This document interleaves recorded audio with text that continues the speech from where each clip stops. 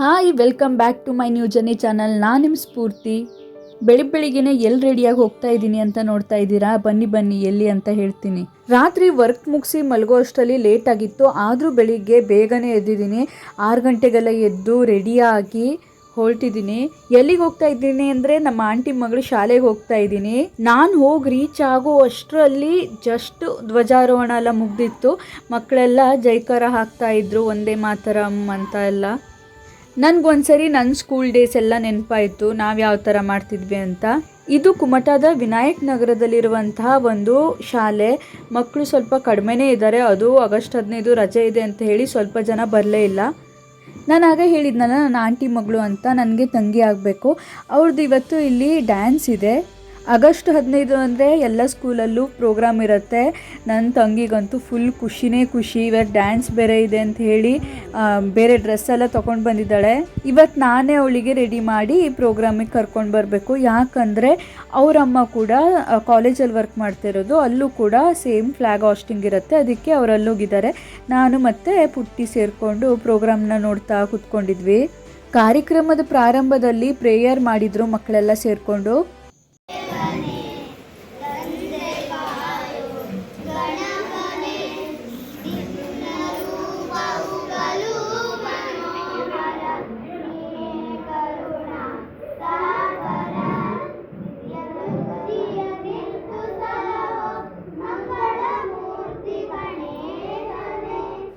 ಬೃಹತ್ತಾದ ಪ್ರಜಾಪ್ರಭುತ್ವ ಲಿಖಿತ ಸಂವಿಧಾನ. ಈ ಸಂವಿಧಾನದಲ್ಲಿ ಪ್ರತಿಯೊಬ್ಬ ನಾಗರಿಕನಿಗೂ ಕೂಡ ಅತ್ಯಂತ ಮಹತ್ವಪೂರ್ಣವಾದ ಜವಾಬ್ದಾರಿ ಇದೆ. ಹಾಗಾಗಿ ಅವುಗಳನ್ನು ಉಳಿಸಿಕೊಂಡು ಹೋಗುವುದು ಕೂಡ ಅಷ್ಟೇ ಮಹತ್ವಪೂರ್ಣವಾಗಿದೆ.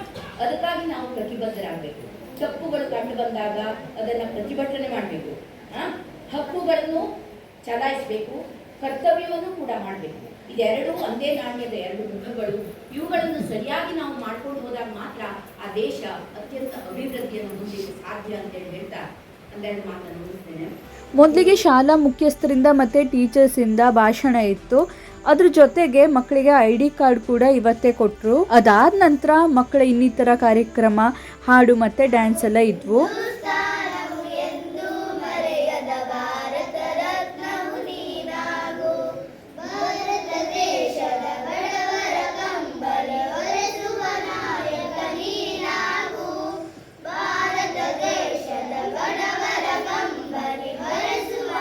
ಕೊನೆಯಲ್ಲಿ ಮಕ್ಕಳ ಡ್ಯಾನ್ಸ್ ಇತ್ತು. ಆದರೆ ನಮ್ಮ ಆಂಟಿ ಮಗಳು ಮನೆಯಲ್ಲಿ ಚೆನ್ನಾಗಿ ಮಾಡಿದ್ಲು. ಇಲ್ಲಿ ಬಂದು ಸ್ವಲ್ಪ ನರ್ವಸ್ ಆದ ಥರ ಕಾಣಿಸ್ತಾ ಇದೆ. ಇಲ್ಲೂ ಮಾಡಿದ್ಲು, ಆದರೆ ಮನೆಯಲ್ಲಿ ಇನ್ನೂ ಚೆನ್ನಾಗಿ ಕಾನ್ಫಿಡೆನ್ಸಿಂದ ಮಾಡಿದ್ಲು. ಯಾರೂ ಇರಲ್ವಲ್ಲ ಮನೆಯವರಷ್ಟೇ ಅಂತ, ಇಲ್ಲೆಲ್ಲರೂ ಜನ ಇದ್ದಾರೆ ಅಂತ ಹೇಳಿ ಸ್ವಲ್ಪ ಭಯ ಆಗಿದೆ ಅಂತ ಅನಿಸ್ತಾ ಇದೆ. ಮಕ್ಕಳಿಗೆ ಮತ್ತು ಟೀಚರ್ಸಿಗೆ, ಮಕ್ಕಳ ಪೇರೆಂಟ್ಸಿಗೆಲ್ಲ ಇವತ್ತು ಬೆಳಿಗ್ಗೆ ಯಾರ್ಯಾರು ಪ್ರೋಗ್ರಾಮಿಗೆ ಬಂದಿದ್ದಾರೋ ಪ್ರೋಗ್ರಾಮ್ ಮುಗಿಸಿ ಆದಮೇಲೆ ಅವರಿಗೆಲ್ಲರಿಗೂ ಕಷಾಯ ಮತ್ತು ಬೆಳಗಿನ ತಿಂಡಿ ವ್ಯವಸ್ಥೆ ಎಲ್ಲ ಮಾಡಿದ್ದಾರೆ. ಆದರೆ ನಮ್ಮ ಸ್ಕೂಲಲ್ಲೆಲ್ಲ ಇದು ಇರ್ತಾ ಇರಲಿಲ್ಲ, ಯಾಕಂದರೆ ನಮ್ಮದು ಪ್ರೈವೇಟ್ ಸ್ಕೂಲ್ ಇತ್ತು. ಗೌರ್ಮೆಂಟ್ ಸ್ಕೂಲಲ್ಲಿ ಮಕ್ಕಳಿಗೆ ಬೇಕಾದಂತಹ ಎಲ್ಲ ವ್ಯವಸ್ಥೆನೂ ಅವರೇ ಮಾಡಿಕೊಡ್ತಾರೆ. ಊಟ ಇರ್ಬೋದು, ಆಮೇಲೆ ಮೊಟ್ಟೆ, ಹಾಲು, ಬ್ಯಾಗು, ಬುಕ್ಸು ಎಲ್ಲ ಕೊಡ್ತಾರೆ. ಪ್ರೈವೇಟಲ್ಲಾದರೆ ಎಲ್ಲ ನಾವೇ ನೋಡ್ಕೋಬೇಕು. ಆದರೆ ಒಂದು ಬೇಜಾರು ಸಂಗತಿ ಅಂದರೆ ಇಷ್ಟೆಲ್ಲ ಕೊಟ್ಟರೂ ಕೂಡ ಮಕ್ಕಳ ಸಂಖ್ಯೆ ತುಂಬ ಕಡಿಮೆ ಆಗಿದೆ. 4ನೇ ಕ್ಲಾಸಲ್ಲಿ 1 ಮಕ್ಕಳು ಇಲ್ಲಂತೆ. ನನ್ನ ಅಭಿಪ್ರಾಯ, ಯಾಕೆ ಮಕ್ಕಳು ಕಡಿಮೆ ಆಗ್ತಾ ಇದ್ದಾರೆ ಅಂದರೆ ಗೌರ್ಮೆಂಟ್ ಸ್ಕೂಲಲ್ಲೂ ಕೆಲವೊಂದು ಕೊರತೆಗಳಿದೆ. ಅದನ್ನು ಗೌರ್ಮೆಂಟೇ ನೋಡಿ ಸರಿ ಮಾಡಿದರೆ ಮಕ್ಕಳು ಫ್ಯೂಚರಲ್ಲಿ ಬಂದೇ ಬರ್ತಾರೆ. ಆದರೆ ಈ ಕನ್ನಡ ಶಾಲೆಯಲ್ಲಿ ಆರಾಮ್ಸೆ ಓದ್ಕೊಂಡು ಹೋಗ್ಬೋದು.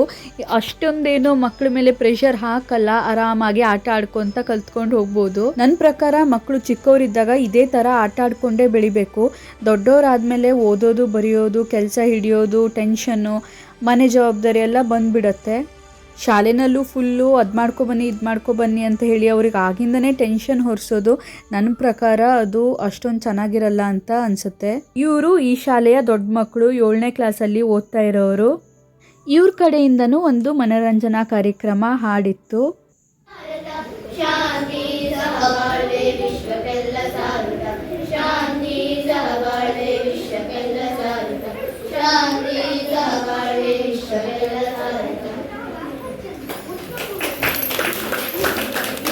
ಅಂತೂ ಇಂತೂ ಈ ವರ್ಷದ ಇಂಡಿಪೆಂಡೆನ್ಸ್ ಡೇ ಮುಗ್ದೇ ಹೋಯಿತು. ಇನ್ನು ನೆಕ್ಸ್ಟ್ ವರ್ಷಕ್ಕೆ ಕಾಯಬೇಕು.